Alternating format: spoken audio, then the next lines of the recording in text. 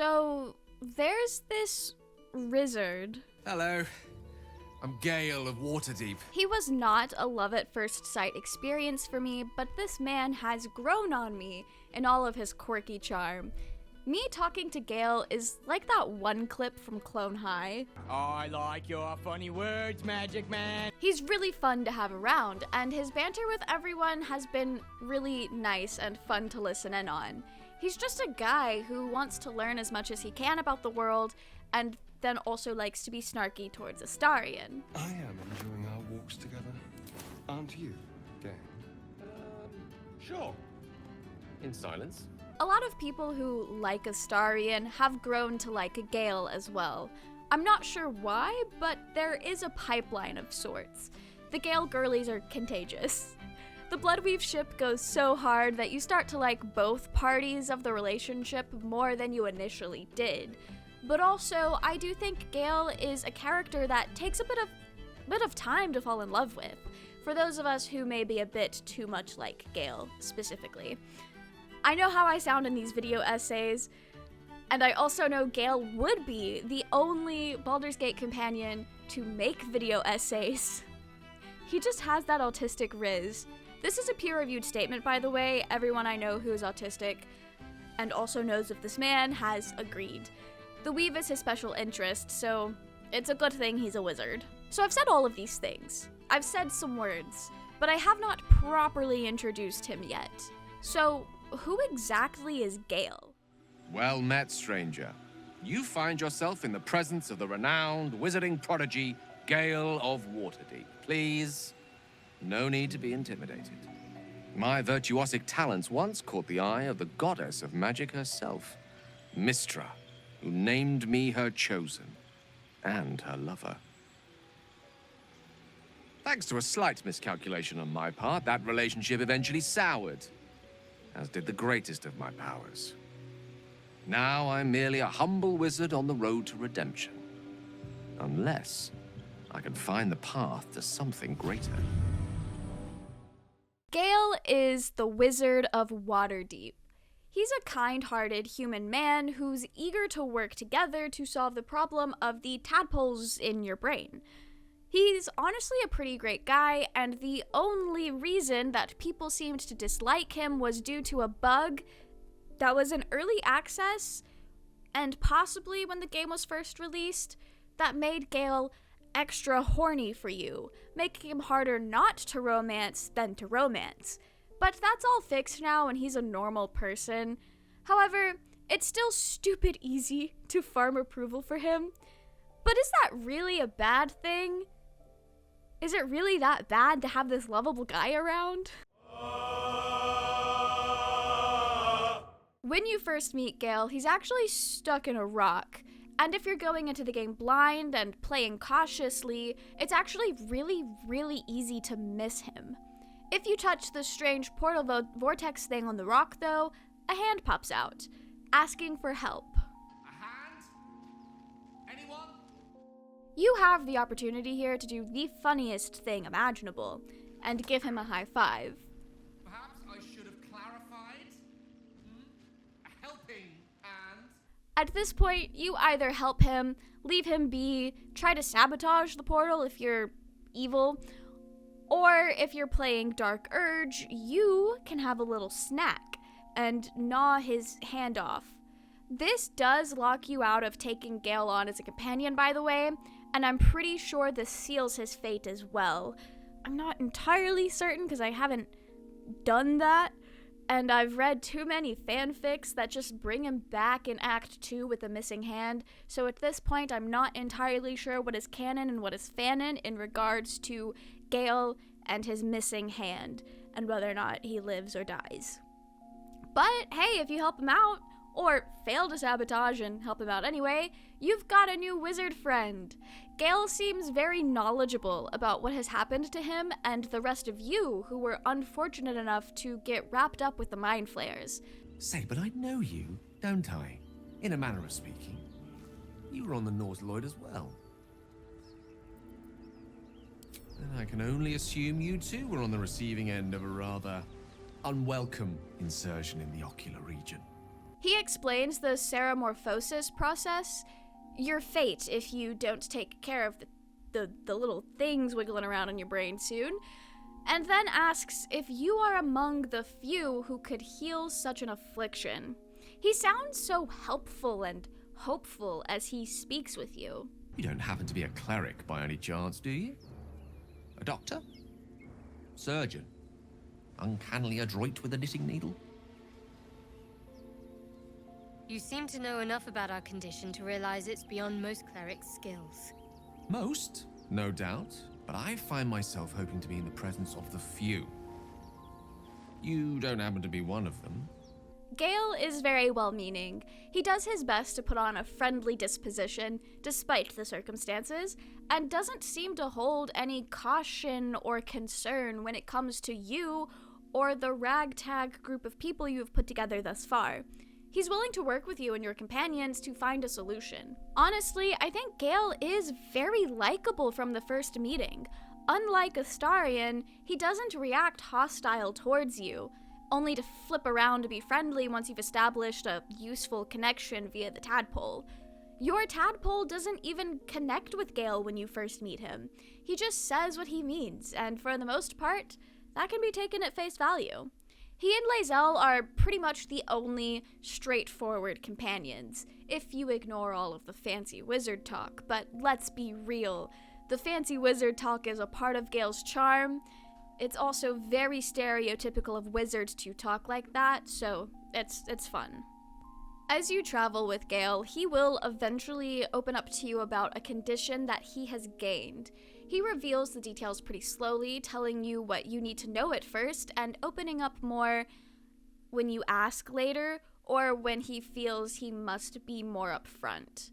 Gale has more or less absorbed a fraction of Nethery's magic, an orb that sits in his chest, and he must absorb magical items to keep the orb at bay. If he does not, he will explode, leaving a large, undisclosed area around him completely decimated. He thinks it would level an entire town, if not more. This is when he can begin asking you for magical items, and the Gale eats boots fanon is born. I think I've ended up giving him more random necklaces or magical shields I can't use, or weapons that are just not that great compared to what I'm already using. He doesn't really eat a lot of boots in my game, but the idea of him gnawing on shoes is pretty funny. Gale has this pathetic wet cat energy to him, and it's so endearing, but it also lends very well to making fun of him. I love Gale. I really do. But I also love bullying him. No wonder I enjoy the Bloodweave ship as much as I do. It does pain Gale to have to tell you about this affliction, though. He worries it will sour your view on him and ruin your friendship. At first, this seems a bit odd, especially when you don't have the full story to work with. It's hard to understand why Gale is so gracious of your help and understanding. You also get so much approval for this. I had Gale up to 91 approval, which is almost max, by the way, by the Tiefling party. I don't know if you can get anyone that high by the Tiefling party. And most of this was just due to hearing him out and not being a dick about it. I mean, I'm sure thinking about kissing him during one of his cutscenes also contributed a lot of points, but geez, that's a lot of points. That is like getting him to max approval before you've even completed like 5% of the game. That's putting it into context. Gale comes to you, a man in need, and explains the orb condition, and if you help him, after a couple of times, Gale realizes that the magical items are not hitting as hard as they used to. The orb within him still hungers, raging away, hoping to consume more. In a way, it's much like Astarion's bloodlust. You can only quell it, but you can't cure it completely. After a meal, he will hunger again. This is something that Gale and Astarion can relate on, and if you're playing an Astarion Origin run and you haven't revealed you're a vampire yet, you can tell Gale, and he takes it pretty well. relating on what it's like to have dangerous hunger outside of your control.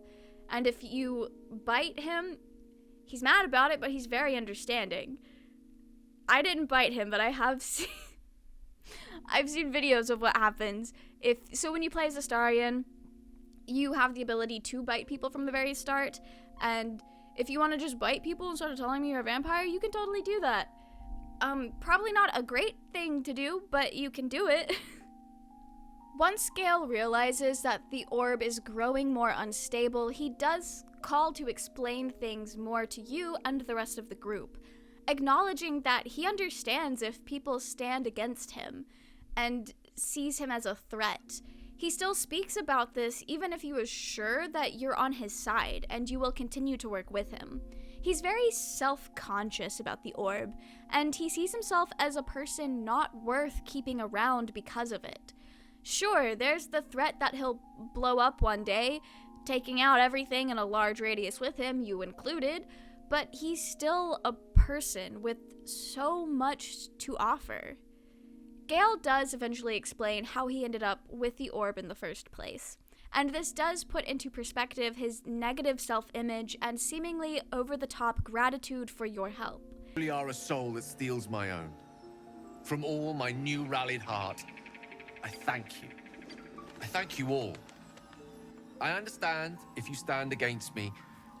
I'm humbled if you stand with me. Either way, I will do my best not to let you down. It also puts into perspective why he was so friendly from the get-go. It was his own hubris that put him in this situation. More or less, a wizard's hubris, very stereotypical, I know. Pretty early on, he will share with you that he had been intimate with Mystra, the literal goddess of magic. You know, the very thing that he had been devoted to his whole life. Magic is my life. I've been in touch with the weave for as long as I can remember. There's nothing like it. It's like music, poetry, physical beauty, all rolled into one and given expression through the senses. Gale had gained her attention when he was young, being a bit of a prodigy. So she'd taken him in, shown him glimpses of magic beyond what mortals could know, and loved him, allegedly. However, Gale seeked to prove himself to her, prove himself worthy of her love and her affection, prove himself worthy of her magic. We enjoyed each other's company.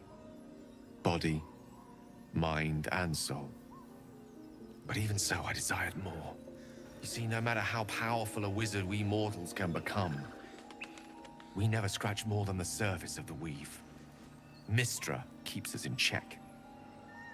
There are boundaries she doesn't let us cross. Yet, every time I was with her, I stood on the precipice, gazing into the wonders that lay beyond. I sought to cross her boundaries. I tried to convince her. I pouted. I pleaded. Swore my ambition was only to serve her better. She only smiled and told me to be contented. Inconceivable as it seems to me now, I shared a bed with a goddess, and yet I wasn't satisfied. So I sought to prove myself worthy to her instead.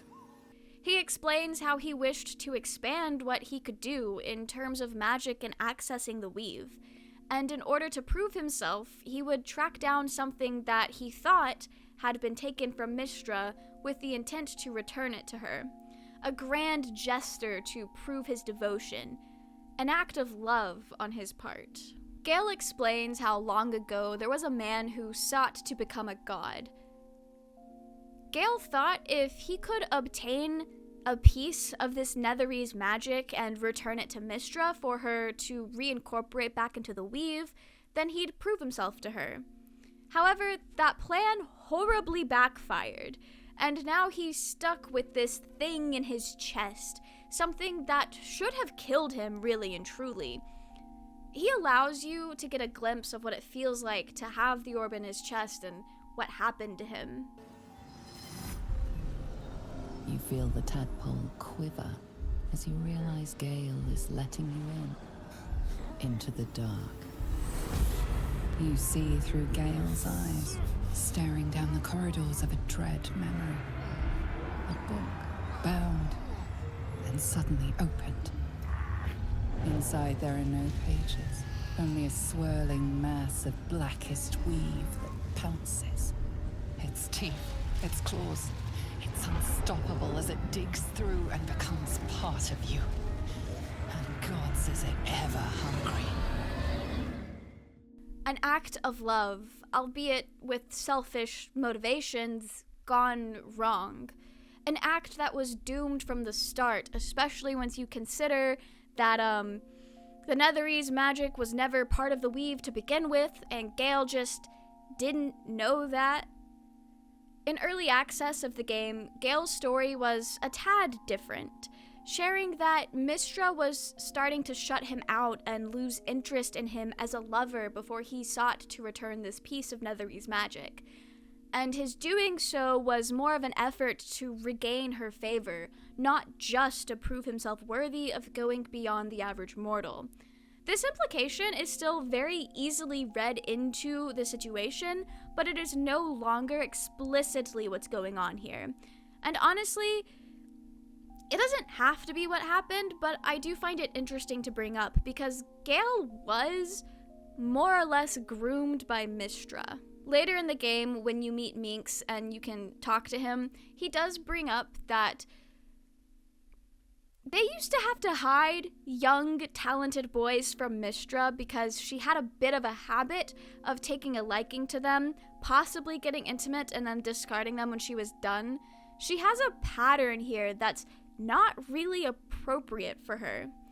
We clown on Zeus all the time for sleeping with humans in Greek mythology, and for good reason. It's a gross power imbalance for a god to seek companionship in mortals who worship them.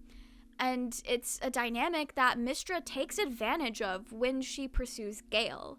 Gale is a man who is so wholeheartedly devoted to the weave and learning magic, and in turn, he's devoted to Mystra, the woman who makes all of this possible. Now, for the sake of clarity, let's define grooming. Grooming is a manipulation tactic. The process of grooming aims to gain access to a victim and coerce them into agreeing to the abuse, and also reduce the risk of being caught. It is more commonly used against kids and teens, but adults are not immune. I know that's a hot take. More so young adults or adults being approached by a literal god. A questionable age gap isn't always indicative of grooming, but age gaps can and do play a part in the grooming process. And when I say age gaps, I'm talking stuff like the 14-year-old and the 18-year-old, the 17-year-old and the 22-year-old, or even the 20-year-old and the 27-year-old. Not the 17-year-old and the 18-year-old, though. Or like the 19-year-old and the 21-year-old. Age gaps that display an actual difference in maturity, brain development, and different stages of life is more so what would get exploited here. But that is not the only way or power dynamic that can be exploited in the case of Gale and Mystra. Abusers will observe potential victims and select them based on ease of access or perceived vulnerability. Gale would have been vulnerable due to his age and devotion to magic, and that said devotion would have given Mystra easy access as well. We don't know for certain how old Gale is or was, but we know he's human. Most agree that he is likely in his 30s during the game, and I've also seen it thrown around that Gale was 17 when he gained Mystra's favor.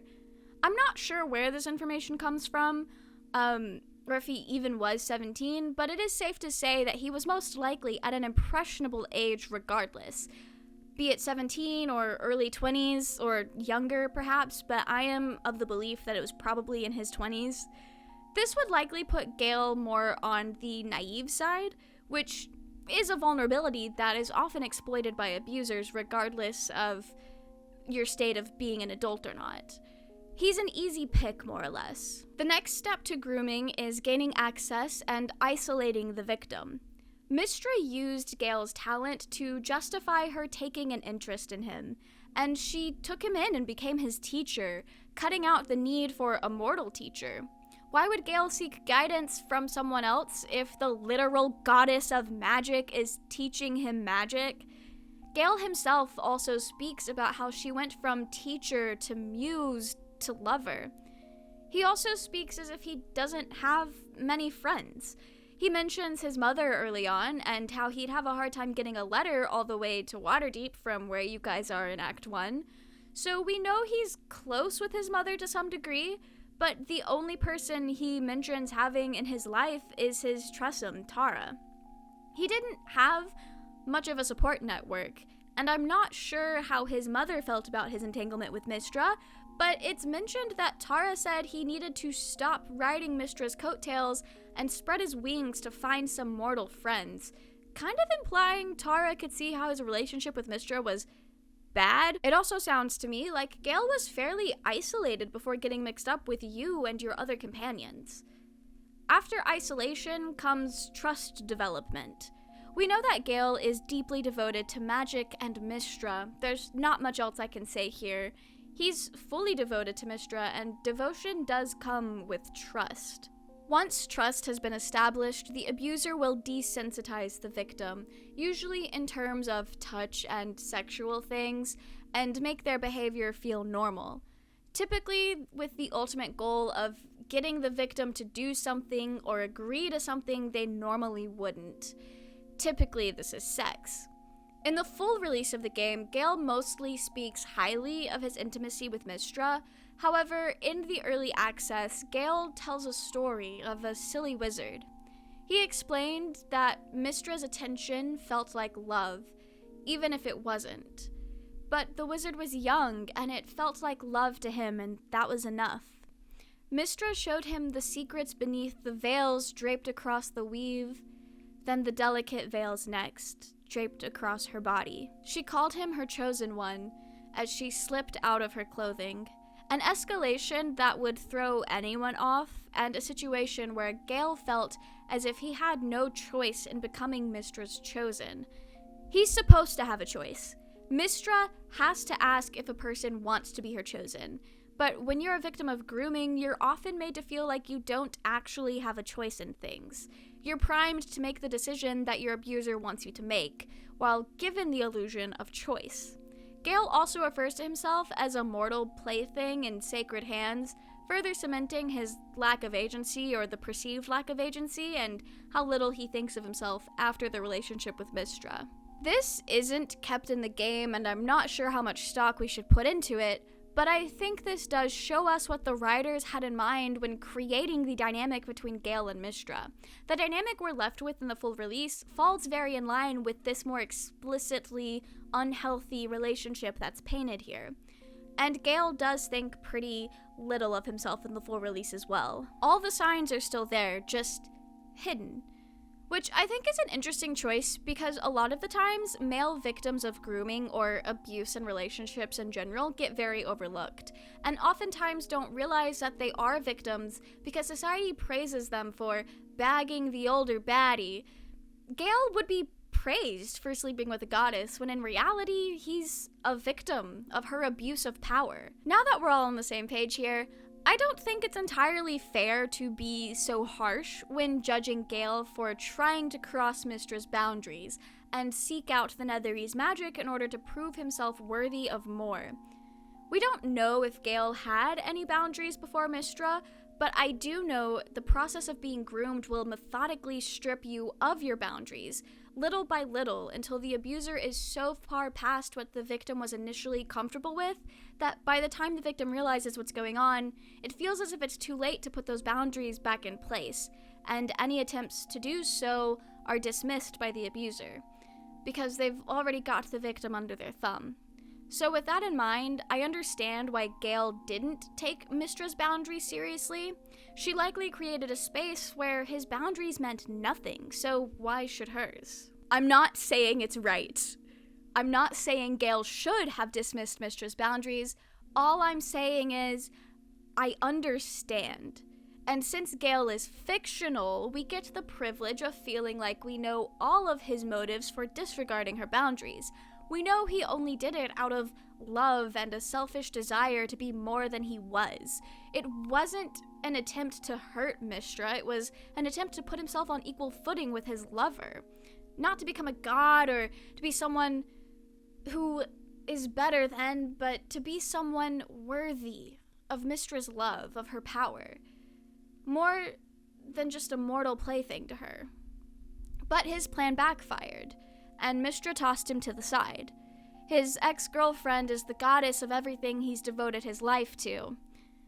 Gale sounds very humble and remorseful when talking about the situation. It's clear he meant no harm or ill will towards Mystra, and he would do anything to make it up to her. He's still very much in love with Mystra at the start of the game, which, for those romancing him, may feel a bit odd and also hurt, I guess. One of his early camp cutscenes, you can walk up on Gale conjuring a projection of Mystra. He talks about how he still has this desire and need to see her sometimes. After everything, he still has a connection to her. He misses her company. He talks highly of her, even as he starts to describe what they used to be to one another and how that ended. He's still smitten, and under her thumb, in a way, even if she's casted him out. But at least Gale feels comfortable opening up to you about her. Maybe if he talks about the relationship, he'll see that it wasn't all it was cracked up to be. The first scene that can take a romantic spin with Gale is actually him teaching you a bit of magic, teaching you to access the weave. Would you like to experience this? Then follow my lead.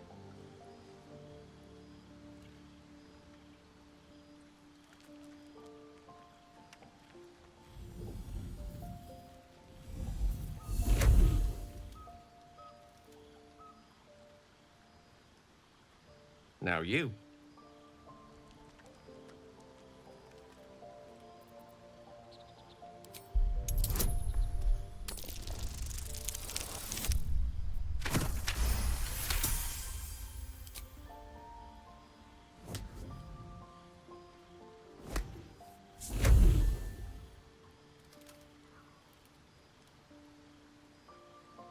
You feel something strange. Like a kind word and a kind touch at the same time. It's warm and comfortable. Excellent. Now, repeat after me. Athran Mistraril Kantrak Eo. Suddenly, the scent of rosewater and a sense of well-being. A sliver of weave that tastes sweet on the tongue. Very good. Now, I want you to picture in your mind the concept of harmony, as true as you can.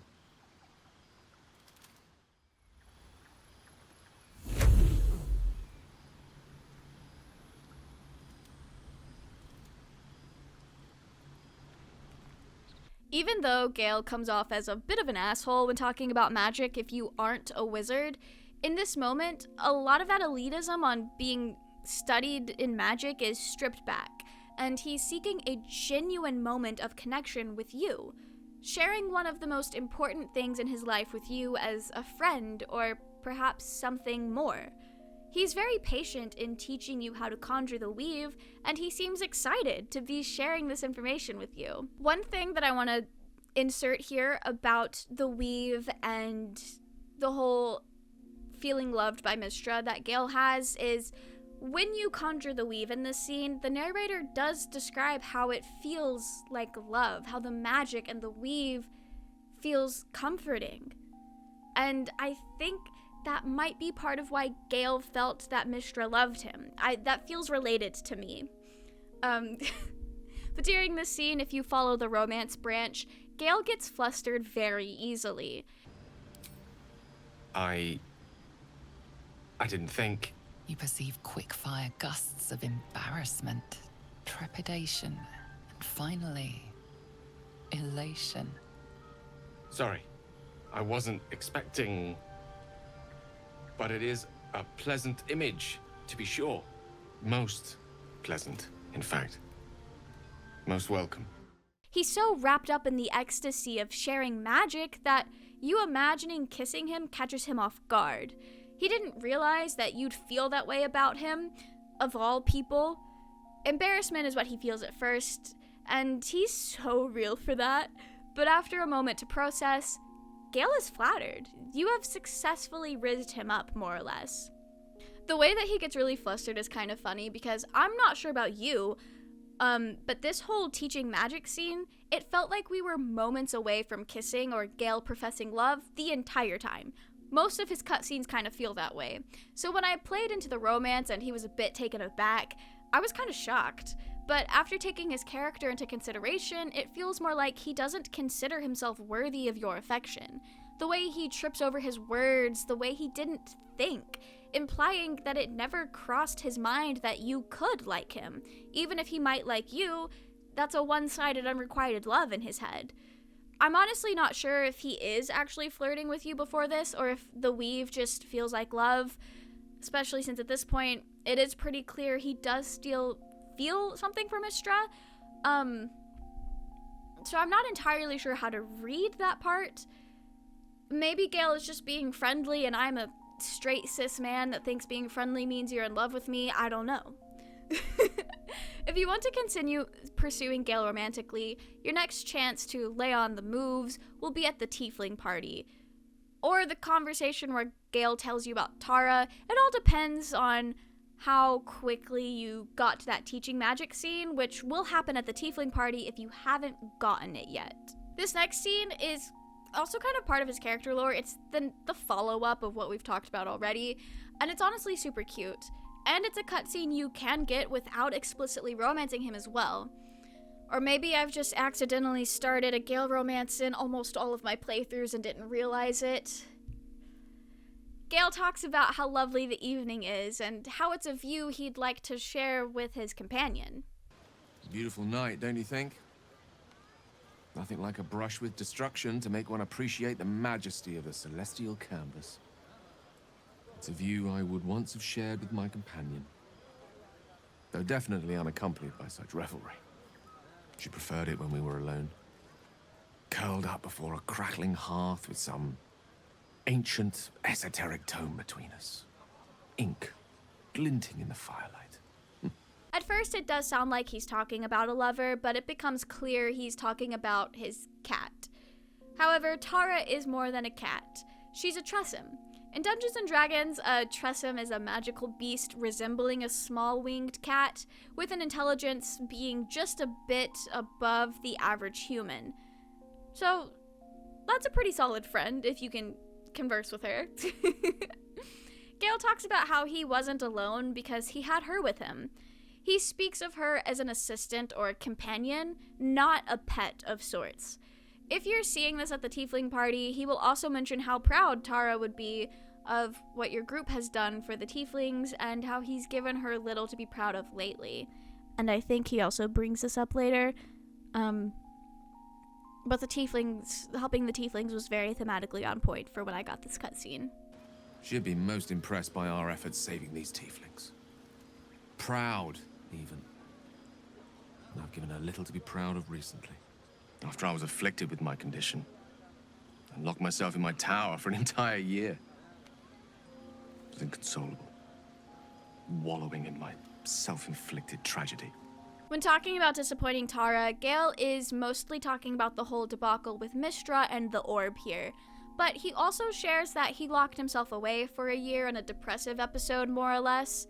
Breakups are hard, yeah. Breaking up with a god would be miserable. Breaking up with someone who rules over the very thing you've devoted your entire life to would be even worse somehow. I don't think you can top that. But Gale feels ashamed of himself. Ashamed of his feelings, ashamed of what he did to get in the situation to begin with. Maybe even ashamed of himself for being used by Mystra. I'm honestly not sure if he even knows at this point that he was used by her. He blames himself for what happened and doesn't see Mystra's fault in all of this at all. And I think that's a pretty common side effect of being groomed. You can see your perceived faults in what happened, but you're less quick to see the abuser's hand in things because you're made to feel like it was your fault. You're made to feel like it was your actions and your decisions that put you in this situation. Because, I don't know, I feel like maybe a lot of groomers are also gaslighters. But there's also the whole thing of grooming is priming you to take a more active role in your abuse, and that complicates things when it comes to processing it afterwards, and I think that's what Gale is going through here. Gale does bring up how Tara was the one who led him to the temporary solution of consuming the weave for magical items to stabilize the orb. Not only is she his companion and friend, but she more or less saved his life. Tara kept investing in Gale when he had all but given up on himself. He talks about how you remind him of Tara, and how he wished you could meet her. And in a way, I think this is him seeing that you are investing in him, much like how Tara invested in him, although he doesn't specifically say that. You remind me of her somewhat. The same sharp tongue and sharp teeth. If you wonder if Tara would like you, Gale explains that she'd love you as long as you don't rub her belly. Some cats really do hate that in real life, so it's a very funny thing for him to say about Tara. But it also sets up some flirting. You can ask Gale if he likes for his belly to be rubbed, and that feels like such a weird thing to say. And then this man will proceed to tell you about his intimacy with Mistra before he stops himself, realizing that you were in fact flirting and not just making conversation. And even if you were just making conversation, why is he suddenly like, oh, let me tell you about the things I did with my ex? The pleasures I experienced in Mistra's embrace go far beyond the thrill of having one's tummy tickled. I remember once, she took the smallest piece of the weave and made it into... Wait, are you saying... You know what? I think I've clearly had far too much wine. And you've had nowhere near enough. I think this is a conversation best held back on. For now. Never change, Gale. Gale partially shuts it down, though. Shuts down the flirting, stating he's had too much wine and you haven't had enough if you're having this conversation at the tiefling party. This man has no self-confidence in himself and cannot fathom why you may like him of all of the different options. Gale then explains that he isn't sure if intimacy is a good idea right now, considering the orb in his chest, but he's happy to watch you enjoy yourself, so go and indulge in life's frivolities. That's pretty much that. You can go to bed thinking of Gale if you want to be loyal to that Bloodweave run. I do understand his hesitance in pursuing a relationship with you at this point. He's still stuck on Mistra, and I too would be scared of any excitement that was out of the ordinary in case the magic orb in my chest decided to blow up. It's like when your stomach hurts and you don't feel like doing anything because you think that doing something would make it feel worse. So stick to what we know won't upset the orb, and wait for the day that things might feel a bit more stable. As you leave Act 1, you'll encounter an old man, either on the mountain pass just before the Shadow-Cursed Lands, or in the Sharon Temple before stepping into the Shadow-Cursed Lands if you went through the Underdark. His name is Elminster. Only one of the best wizards of all time. He's old too, like ancient man, like he's 1300 years old or something like that. He's an old friend of Gale's, so maybe Gale did have a friend and I was unfair to him earlier when I said he didn't. Elminster is here to pass on a message to Gale, though. A message from Mistra. Okay, so imagine this, will ya? You had a really bad breakup, almost destroyed yourself, and now you're piecing yourself back together with a group of strangers while you deal with a new, life-threatening crisis. Life is rough, you can't catch a break, and all of a sudden, your elderly friend comes by and is like, "Hey, bestie, your ex, you know, the one that groomed you, by the way, wanted me to come by and tell you to kill yourself if you want her to forgive you." Because that's pretty much what happens here. Elminster has been giving a spell to stabilize Gale's orb, and Mystra does later explain that what happened here is that she more or less is allowing the orb to feed off of the weave directly, so Gale doesn't have to consume items and he can just worry about the task at hand. And all Gale has to do is kill himself when he's near the Absolute, killing the god that would take care of this illithid evasion. And Mystra may forgive him for his hubris, forgive him for wanting to be on more equal footing with her, for wanting to be equals with his lover. You can tell I don't like Mystra. Gale is seriously considering doing it though, because Mystra's forgiveness is not something he can get any other way. It's not inevitable, it's not guaranteed, but death is. He'd rather sacrifice himself, go out on his own terms for the greater good, give up on everything just for the promise of her forgiveness. Not to be taken back in her arms, not promises of happiness, but promises of her not harboring ill will towards him after his death. That's it. That's all. She will forgive him for his silly downfall, and all it costs is his life. A life that has already been devoted to her. There's plenty of chances for you to oppose this, though. Plenty of chances for you to be like, wow, Mystra sucks, asking you to do that. You'll find another way. He doesn't have to sacrifice himself. At the very least, he can let you try to take out the Absolute first, only leaving his self-destruction as a last and final resort if need be. A compromise in your love and care for him and his newfound promise at forgiveness if he does this, but you don't have to compromise on this. And your support for him as he is means a great deal. After completing the Gauntlet of Shar and after Gale's been ruminating on this kill yourself quest, and the main plot progresses, Gale will have a scene where he's contemplating what comes next for him. This is a scene you get regardless of romance, but it plays out very differently if you're not close with him, just friends, or potential romantic partners. Regardless of how close you are aiming to be with Gale, one night at camp, there will be a hologram or a projection of sorts. Gale is trying to be Hatsune Miku. Sorry. Holo Gale will tell you that he's waiting for you in a quiet spot away from camp. And you should really go because this guy is going through it right now, and it would be nice to have the comfort of a friend or whatever y'all are in a time where he's literally faced with the decision to sacrifice himself. Pretty soon, actually. There's an assumption being made here by the characters in the game that whatever your party finds at Moonrise Towers after you've completed the Gauntlet of Shar and dealt with the Night Song, that would be the end of Act 2. You would be facing the Absolute, and that would be everyone's chance to end this for good. They're assuming that the story's almost over. And it's partially true, but like the Song of Baldur says, the game's not over yet. Gale is romanticizing the night again, talking about how the time feels endless. I'd say it's probably like 2 in the morning or something, a time of night that feels far enough away from the morning that it does feel as if morning won't come, just as he says. He sounds like a man who's experienced many sleepless nights, which he does tell you that later, or a man who routinely stays up very late for the vibes. He also speaks like a man who has read a lot of romance novels or poetry or something, which, again, comes up later if you're romancing him. We know he's a book guy, so it checks out.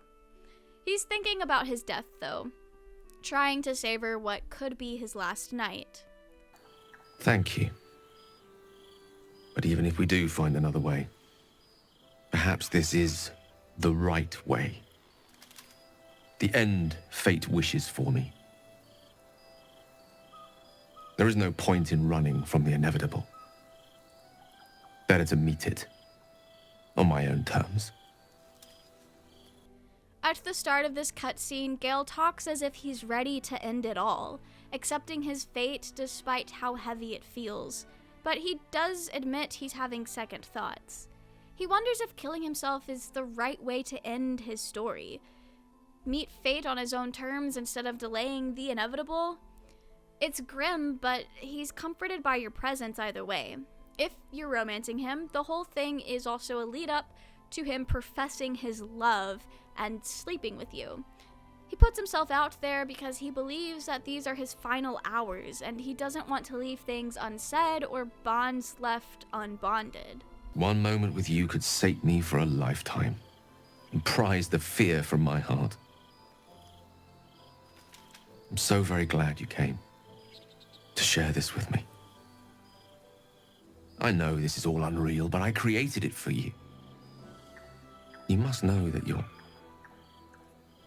very special to me. If things were different, if we were home, I'd have taken time to do things properly, to say it all better. But time is short. I'm in love with you. Just like with the Astarian romance and sex scenes, I do feel like this is important to his character, so we are gonna have to talk about it. I want it to be perfect. To bond with you in the way the gods do, intertwining our spirits in visions of the weave. Gale wishes to explore your body the way gods do. Despite being told otherwise, I can't stop thinking that Mystra is likely the only being he's ever been intimate with, even though he has said that is not the case. But she is the most recent, and I would like to think the most impactful experience. And in a way, this becomes his baseline. He thinks that's how sex should be, celestial and astral in a way. I know Gale is a grown man, and he's not stupid by any means, but his lived experience would take precedence over things he may have read or learned from others, and we do actually kind of learn that he does read smut, and it is very celestial and astral, at least the one he references. Gale's lived experience is telling him that the way he slept with Mystra is the best way to go about intimacy. Do they have sex education in Faerun? That's beside the point. What I'm saying is, I think Gale thinks that copying what he did with Mystra is the best way to go about intimacy, and in some way, maybe that is just his preference. Or perhaps he feels he is nothing without magic. He has nothing to offer without all of these cool tricks. But this is also another way to share his magic with you, which is something he is very passionate about, regardless of all of his personal hang-ups. It's probably a combination of all of the above. You can tell him, though, that you want him as he is, without the magic, to which he tries to convince you otherwise, or at least tries to confirm that that is actually what you want, because he can't fathom it. He doesn't see himself worthy outside of his magic. And also, his baseline experience is sleeping with Mystra, or at least that's his most recent. The way Gale talks about what he could do for you, the way he talks about how he could wow you, it almost sounds like he thinks it's not worth being intimate with him unless he's making it a magic trick. Are you sure? I could conjure up any sight that you could dream of, and a few you could not. Like, the only notable aspect of him is his magic. And I think he feels that way because that's all he ever was to Mystra, a talented wizard plaything. It was his skill with magic that put him on her radar, and it was his skill with magic that she used as the catalyst for their relationship. So what's a relationship supposed to look like if his magic isn't a factor? He also later shares that a lot of his previous relationship experience before Mystra was a little superficial like that as well. So this is all just putting all the building blocks together. If you push to be with him as he is, as humans or mortals, he'll conjure up a bed, and you guys have a nice time. You're getting to know the man behind the illusions and the magic. And honestly, this is probably the better thing for his character arc, for realizing that he is a person worthy of love and companionship, without the magic, despite it all. His magic is just an aspect of him, and not the thing that determines his worth. However, if you allow him to show you his magical sexy time, you get what most Gale fans consider to be the better scene. He sets the scene, describing his tower and the sunset you'd watch with him on the perfect night. This is how he would do things if he had the time to make sure it was just right. You get a glimpse of his home, his safe space. He also tells you about a smut book that he really likes and wants to take a page from it. The stars will be the bed. Go beyond the mortal flesh and discover more. Y'all are astral projecting into space to have sex, more or less. What a wild thing for Gale to do. It's a spectacle, really, and I think it's also the longer scene, and definitely the one Gale lovers have the most fun with. But the different positions and all that are not really important to Gale's character, so we don't have to dissect all of that. I think that was just fan service for the Gale lovers. The next morning, Gale shares that he is no longer resigned to sacrificing himself. You gave him something to care about, showed him that he can still live. In this context, it's the love the two of you share that brings him back to his senses, back to life, and he wants to spend more time with you, together, as romantic partners. He also states that no one has loved him so purely before. No one has loved him for the man behind the magic. Gale does share that he's been with people before Mystra, but I'm not sure how deep or serious these relationships were. I feel it in my gut that Mystra was his only romantic experience of some sorts, even though he's telling me that's not true. Maybe it's just because his relationship with Mystra is the one that has had the most impact on his life. Not every relationship is gonna get the privilege to destroy your life. Only a select few special and truly unlucky experiences will do that. You can also ask him how he feels about Mystra, and at this point he does admit he still harbors complicated feelings towards her. However, now he mostly feels regret. He acknowledges that he wasn't the first wizard to fall under her spell, nor would he be the last, further cementing the idea that Mystra has an established behavioral pattern here. Sorry. He knows now that he was just an amusement for her, but he sees now that she didn't care for him as a person, not like you do, not like the people around him that love him for who he is, your party. I do operate under the assumption that everyone at camp is becoming friends. That's my canon. If you're not romancing Gale, but are still friends, instead of leading up to sleeping with you, the night's cutscene ends much like the beginning of the post-sex conversation. You provide moral support, and Gale shares that you and the rest of the party have given him something to care about, something to live for. Your friendship is the spider's thread that allows him to claw himself from the depths of his perceived fate. Your love, even platonic, shows him that he is a person worth knowing. He is a person worth fighting for, and a person who deserves to live his own life. You can now go the rest of Act 2 feeling a bit better about the wizard and his god-given quest to, kill himself. Unalive himself, if you will. At the end of Act 2, when you first see the Elder Brain, you learn that the three chosen are controlling it using the stones and a crown. The Crown of Karsus. This piques Gale's interest, as it's something he already knows a little bit about. He wants to learn more, though, and to be sure that that actually is the Crown of Karsus, and his main goal at the start of Act 3 is to go to a bookshop. We need to learn more about what we saw. An artifact as powerful as that crown must have been documented somewhere. As luck would have it, we'll soon find ourselves near one of the finest book collections this side of Candlekeep, Sorcerer's Sundries. I need to go there and learn all I can. Their collection of rare tomes is unparalleled. I mean, Nethery's texts are hardly commonplace, but I'm certain they'll have one or two stashed away.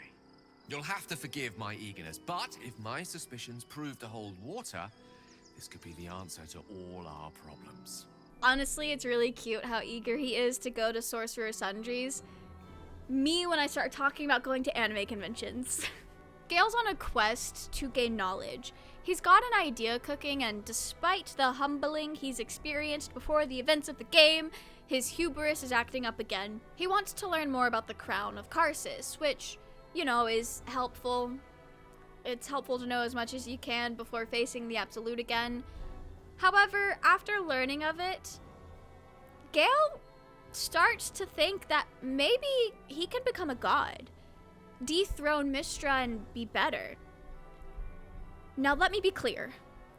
I do not think it is good for a mortal to aspire to be a god. It's a power-hungry stance, and more often than not, the person seeking to become an all-powerful being has bad intentions, or their good intentions become corrupted over time. These stories never go well, and the person seeking to become a god either loses themselves in the process, or was a terrible person to begin with. However, I understand where Gale is coming from. He's just come to terms with the fact that what Mystra did to him was not okay. He's angry with her for how she treated him, angry with the situation. It was an abuse of her power, and she is objectively not a good god. I understand that anger and betrayal, and I understand that Gale thinks he'd never groom his most loyal followers, so that automatically make him a better god, right? He'd never play with his believers, casting them to the side when he's done and ask them to kill themselves for him. He knows what it's like to be on the receiving end of that, and he's not one for pushing boundaries. Except for Mistra's boundaries, but like, that's different. We've already talked about that. On paper, Gale would make a better god than Mystra. Just like him, though, my view on this is limited by mortal understanding. However, him becoming a god is more fueled by his desire to get some kind of revenge or closure. He's been hurt, and now he's seeking a way to make that better. Even if he does have a support network now, people who love him, people who love him for who he is, people that he loves, he still feels that spite towards his abuser. Not everyone will react the same in this situation, but his desire to one-up Mystra is very understandable. Yeah, it comes from a place of pettiness, but I get that. It's like looking at your ex who said he would kill himself if you broke up with him, and then bitterly wondering why he's still alive. It's a very similar feeling. This direction of his character arc, though, also feels like a step back in his learning to accept that he is enough as he is. But healing isn't linear. People are going to slip up and step back multiple times if they have to. Mystra made Gale feel less than, because he kind of literally was less than her as a mortal and a human. And while he's not in love with her at this point, there's still that desire to prove his worth. The desire to be more than he is, because for so long that was his goal. To improve and prove himself better. To become someone worthy of Mystra's love and respect. Something that I'd say he never actually got from her, despite feeling that he did. She loved him in the way that a child loves their favorite toy, or the way most well-adapted people in the world love a fictional character. It's not real love, and he would never gain her respect. He's beneath her in a way. Part of realizing you're a grooming victim is also seeing just how unbalanced the playing field was. And I believe Gale seeking to become a god is also him wanting to level the playing field in a way. After the fact, at least. He's not in a relationship with Mystra anymore, and has moved on to you at this point if you are romancing him, but he's still got the desire to be on her level. You could also argue that if you're romancing him and you let him seek out godhood, you're allowing him to reenact the relationship dynamic that he had with Mystra, continuing the cycle. Although it would be different, given the fact that the two of you fell in love on equal terms and you weren't manipulated into feeling safe and seen with him. But that read does fit the overall themes of Baldur's Gate 3, overcoming or perpetuating the cycles of abuse. I also see him wanting to become a god as him wanting to gain a level of understanding. Hear me out. It's very common in cases of grooming for age to be the thing that's leveraged as the power imbalance. It's something you see a lot, and time again, you see people talking about how they're still not the age of their abuser when they met, or talking about how when they do reach the age, it changes something, or it like adds perspective. I can't speak for everyone, but there is this feeling of wanting to reach the age of the abuser as a way of understanding what happened. Wanting to get a clearer picture on if that was normal or really fucked up. Especially in cases that are a bit more muddy, like the vulnerable young adult and someone significantly older. I see an argument to be made here for Gale wanting to become a god to gain a new perspective on how fucked up it was for Mystra to seek out her young followers. But this is my own interpretation of what could be going on in his head, and it's by no means supported by any actual text in the game. Honestly, this can be said for a lot of what I'm saying about Gale's desire to become a god, but doubly so for this. This is my own interpretation based on my experiences and understanding of what has happened to Gale. Just want to throw that out there. This isn't supported by the text, but it works very well. But don't worry, you can talk Gale down from his quest to become a god. After you steal the Netherese tome and trigger this thought process, you can actually get a cutscene with Gale. After stealing the tome, but before taking him to meet Mystra, during this scene you can tell him that you love him as he is, or that he's everything you need him to be. Both of these reassuring him that he is enough as he is, that he doesn't need to seek out leveling any playing field, or that he needs to prove his worth to you, because you're already equals and you already see his worth. This, I think, is only available if you are romancing him. Just want to throw that out there. Also, mechanically speaking, I'm not sure if this conversation changes much about his desire to seek godhood, but narratively, I'd like to think it's you planting the seeds that allow him to be talked down from it when the decision actually comes. Just like with ascending Astarion, you have plenty of opportunity to tell him that you don't want him to do that. Plenty of opportunity to tell him he should definitely not do that, but it doesn't have an effect on anything at the end of the day in most people's playthroughs. Maybe I did it wrong or something. I do know that you can somehow play in a way where Astarion doesn't actually let you make that choice for him, and he just chooses not to ascend on his own. No persuasion check or anything necessary. But I'm not sure how that happens or how to trigger it. I think it's rare. It's a rare scene. But for the sake of comparison, both Gale and Astarion have this self-destructive quest for more power that you have the opportunity to share your support for, or tell them that they're enough and don't need to go through with that. But for most of us, there is still that final decision.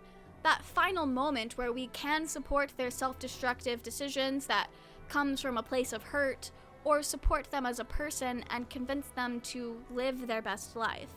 For Gale, that doesn't come until after the final battle in the post-battle epilogues, where the Nether Brain is defeated and the crown is lost in the ocean. You'll know what I'm talking about. I've not reached this ending on a romanced playthrough, so I don't know if that changes anything. But if you choose to let him seek out godhood, up until the recent epilogue party edition, it was pretty open-ended, and if you didn't romance him, it's like there's not much to it. It's easy to not fight him on that choice and let him do what he thinks he wants, which is what I did, and I didn't see any consequences for it. I was romancing Astarion on my one playthrough that's actually made it to the end, and Gale was like, I think I'm gonna go get the crown. And I said, good luck. Remember me when you're a god. I was like, yeah, sure. We weren't very close in that playthrough, so I also don't know if that affected anything. But that was just kind of it. I didn't get any cutscene about Mystra killing him. I've heard that people were getting that if he tried to become a god or like went to return there was something with Mystra that I didn't like. Also, I just don't like Mystra. However, now with the post-game epilogue, a party that Withers hosts for you and your companions 6 months after the events of the game, you do get a follow-up on these decisions. It's not every day a newborn god shows up to the reunion. Gale shows up, a man of chrome now, a discount Homestuck cosplayer, or maybe a luxury Homestuck cosplayer. He's very shiny and gray, silver. He's become the god of ambition. As expected, Mistra was unwilling to hand over the reins of the weave, so I've claimed dominion over another area which I've passing familiarity. Ambition.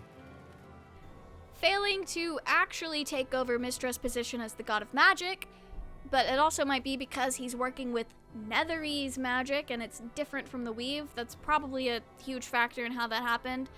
Mistra was unwilling to just hand him the position, so he settled for ambition, something he has a lot of familiarity with. If you ask what he offers his followers, he admits that it's nothing. I offer them nothing. I inspire them to seize their destinies for themselves. He's literally just a figurehead providing inspo for people to do the work and follow their dreams themselves. One of those rare success stories that people prop up to show anything is possible, ignoring the special circumstances or personal strengths and weaknesses that have allowed for the success to happen. It's honestly a bit pathetic how much he props himself up only to be essentially nothing. I hate to say it, but I think his willingness here to let Mistra kind of do what she wants instead of fighting her goes to show that the complicated feelings he has towards her are still there. Yes, I think he wanted to take her down at one point, but when faced with the opportunity, he either chickened out or decided it wasn't worth it, or maybe any inkling of love he may still have for her was like, hey, maybe not. He might have even been put back in the headspace of the wizard who was her plaything for a bit. I'm not entirely sure about that because when he does meet her in Act 3, when she tells him about what the orb is and also is like, why didn't you kill yourself, bestie? He handles himself pretty well and he keeps his wits about him, so I'm not sure if going to fight her would be any different.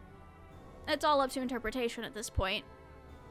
There's no telling for certain what happened, but I am inclined to see this result as more of an indicator of the complicated feelings of having deeply loved someone only to realize how badly they hurt you, but the love might still be there in some way, especially if you're not romancing him. He hasn't grown to romantically love anyone over the course of the story if you're not romancing him. But Gale is happy just being a god over something else, putting him on what he can pretend is an equal playing field with Mistra, no longer feeling beneath her or less worthy of the secrets gods keep for mortals. He's invited to the table, no longer cast aside to the little table where those silly mortals are. But Gale is no longer himself. Tara is at the party, and she talks about how he's changed, and Elminster does also write a letter essentially mourning the loss of Gale of Waterdeep. Gale, the god of ambition, is someone else. An asshole who only holds the faintest traces of the human we once knew and loved. It's tragic, really. A quest to prove himself only to lose himself in the process. It's much like how Astarion loses himself in Ascension. Yeah, it's what these characters said they wanted, but it's not what they needed. Not only does power provide a way for someone to hurt and use others, but it also takes from the ones wielding the power. Gale gains so much, but the cost is everything he was. If you push for him to forget seeking out godhood, he is able to save himself from his hubris, save himself once again from sacrificing everything. It's pretty clear this is the ending that's narratively the good end. He becomes a teacher, something he's been shown to be good at when he's teaching you how to manifest the weave in Act 1. He's patient, he's kind and passionate about magic and learning. It makes sense he would pursue a career as a teacher, even if he is a bit insufferable at times and threatens the students that he'll blow up to get their attention, but hey, every teacher has to have a gimmick to get the students to listen and behave, I guess. Gale's story arc is really about learning to accept yourself and all the flaws that may come with it. He's human to a fault, but he's still worth something. And his worth is not tied to his talent as a wizard like Mistra had led him to believe. There's a personal worth in just existing, and he's learning to see that. He's on a journey of processing his relationship with Mistra. Each of the characters explore trauma and responses to trauma, and Gale's story is more on learning to process and accept what has happened and building yourself back up again afterwards. Unlike Astarion, who is well aware of what happened to him and how fucked up it is, Gale is still grappling with his role in his trauma at the start of the game. That's the sinister thing about grooming, especially in cases where the power imbalance comes from something that may not be universally seen as bad, like a boss and their, oh my gosh, employee, I forgot the word for a second, or a god and their devotee. It's easier to accept wrongdoing when it's something that is, I don't know, maybe illegal, like an adult and a child. So there's a little bit more hurdle for Gale to get over to fully see what's going on.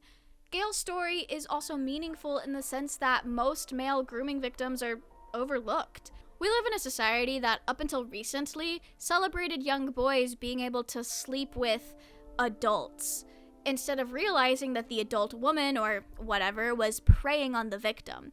It's more so seen as a celebration when it is a young boy and an adult woman, just because, I don't know, people are weird.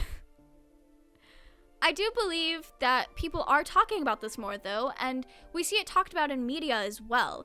There's been a shift in the conversation, but it is still something that people easily overlook at times. Gender isn't some magical shield from abuse, nor is it an inhibitor from being an abuser. Anyone can be a victim, and Baldur's Gate 3 does not shy away from that. People on all stops of the gender spectrum are manipulated and are the manipulators. And Gale's story participates in this discussion. I know not everyone sees him as being a grooming victim.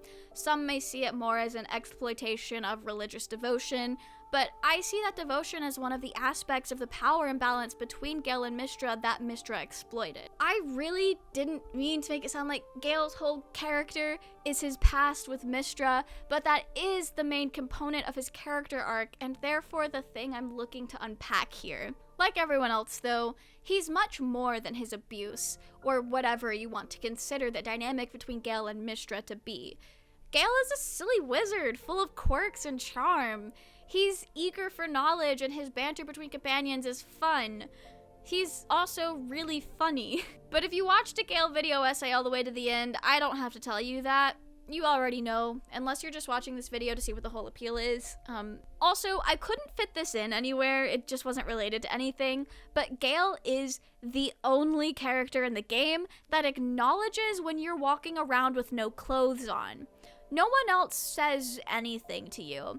They ignore it more or less. But he is low-key judging you for it, but is also a bit flustered, or I don't know. It's kind of weird and somebody just walks up to you in their underwear and is like, hey, like nothing's going on, and you're like, does anybody else see this? What's going on? It's funny. You look comfortable, a mite overexposed, given the perils of our adventure, but I suppose it adds a thrilling edge to leave oneself open to danger and other things. I assume your choice of apparel isn't the subject of the day? What's on your mind? Gale, bestie, D&D for some means serving cunt and being slutty throughout Faerun, but I get it. It's weird, and the wilderness full of goblins is not the time nor the place for such silliness. I just think it's really funny he's the only one that says something. Okay, that's it for me. That's my Gale video. I hope you guys enjoyed it. I don't know if I said anything new or revolutionary here, but that's how I see his character. That's the thing that jumps out the most to me about his character. I'm sorry I didn't finish the Bloodweave playthrough to make all of my clips for this Bloodweave, but I finished the script and I was really, really excited to share it, and I didn't want to force myself to play through the game because my Bloodweave playthrough is still in Act 1, and I don't want to take the enjoyment out of playing Baldur's Gate by forcing myself to play Baldur's Gate to collect clips for a video essay. Anyway, that's the Gale video. Again, Thank you guys so much for watching. I love that you guys are enjoying the Baldur's Gate videos, although I have a sneaking suspicion most of the people watching the Baldur's Gate videos are a completely separate audience from the people watching the Black Butler videos. But for the overlap there, I love you guys. I see you guys. Anyway, that's it for me, for real, for real. Bye!